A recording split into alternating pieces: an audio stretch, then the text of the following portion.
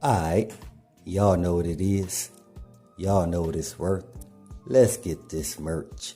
Subscribe to the PDH Network. Alright, y'all see what's going on here? As y'all see the thumbnail, y'all read the title under the thumbnail. This is dealing with your boy, Long Live Young Dolph. Now check this out. This video is based on Young Dolph business endeavors may have triggered CEO DaddieO to blue light the whole Makedas setup. You understand? See, again, it's a lot going on here, especially the more of Young Dolph interviews come out, you can really hear what he was saying based on his untimely demise. So dealing with that, one interview I had came by where the lady was asking Young Dolph a question based on PRE. Now she says, what about PRE? Who runs that? Young Dolph said, it's all me. She said, what about CEO DaddieO? He said, no, it's all me. She said, you mean to tell me no CEO DaddieO? He said, hey, paper route is all me. See, I don't think a lot of people understand what that mean toward CEO DaddieO when he hearing this. Not only is he hearing this, he got his peers who's bringing it to him like, hey, one of your guys that you help invest in to create paper route, they making it seem like they did this all on their own. Like I told you guys, man, y'all got to understand what's going on. It's based on like what somebody put out there towards me. They said, think about the 48 laws of power. And one of the laws is never outshine your master. You know what I'm saying? Basically, it could only be one sun that could shine at a time. You know what I'm saying? See, y'all got to understand what's going on here. Somebody like CEO DaddieO who feel like he invested into Young Dolph, and you know, it's a vice versa thing. He invested into Young Dolph dealing with the money side, and Young Dolph invested dealing with the brain side and some money. But let's be real, because CEO DaddieO was that plug when it came to that good green, you know what I'm saying? He had resources. He had guys that'll look out for him when it came to studio time, studio equipment, you know what I'm saying? When it come to features, like who you know can get you far. You understand what I'm saying? And based on CEO DaddieO, him making some moves in the streets, again, he was able to shake hands with some guys who helped open the door for Young Dolph at a time where a lot of people, especially in Memphis when Young Dolph was coming up, they wasn't giving Young Dolph a chance because a lot of people felt like if he wasn't connected to CMG or Yo Gotti, then they weren't showing him no love at the time. And I'm talking about this is 2009, 2010. Let's be real. And people know this. This is the reason why even Young Dolph said himself that his next move to help him level up, to help him elevate, would be moving to Atlanta. That's the reason why Young Dolph moved to Atlanta, and he got the knowledge, you know what I'm saying, of how to move throughout Atlanta from Gucci Mane. Okay, so based on Young Dolph buzz that was growing so big in Atlanta, all that did was cycle over back to Memphis where he was from. Because a lot of people don't understand. It's not the people who are your next door neighbors in your family who gonna show you love first. Let's be real. Yeah, they gonna be right there as a support, but at the same time, they not gonna show that real love until outsiders start showing it. And that's what happened with Young Dolph when he moved to Atlanta. Again, once his buzz started moving and grooving in Atlanta, now when he went back to Memphis to do a show, now everybody in Memphis mostly was loving him.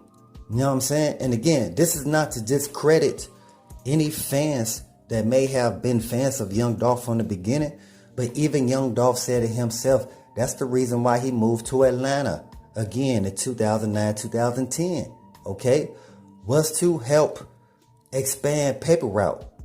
Because like I said, when you trying to promote and do it in your own city, you're going to have a lot of guys that, let's say, show some hate. Especially, like I said, if they feel you're not with Yo Gotti CMG no more. You understand? So yeah, back to CEO DaddieO. And like I said, see, you got a lot of his OG guys that's telling him, hey, look what your youngster is saying out here in these videos. He like who? Yeah, Young Dolph. Young Dolph said he runs and controls all of paper route. You understand? And like I said, CEO DaddieO could be a private investor. You know what I'm saying? We understand how it is. We know that people still want their credit even when they say they don't. So at the same time, while young Dolph is mostly giving himself the credit for building up Paper Route, you got CEO DaddieO on the back end that's looking at him again as competition. I'm trying to tell y'all something, okay? So now that the person that CEO DaddieO feel that he made an investment with to create Paper Route, now he's feeling like he did this by himself.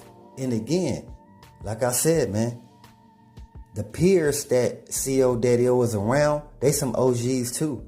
And they looking at it like, hey, you're going to have to calm this youngster down.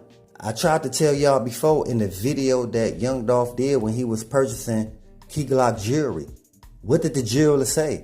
The jeweler said, hey, we got to call CEO DaddieO to let him know about this purchase.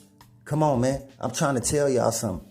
It goes to show, like I said, man, this video is based on young Dolph business endeavors may have triggered CEO DaddieO for the whole Makedas setup.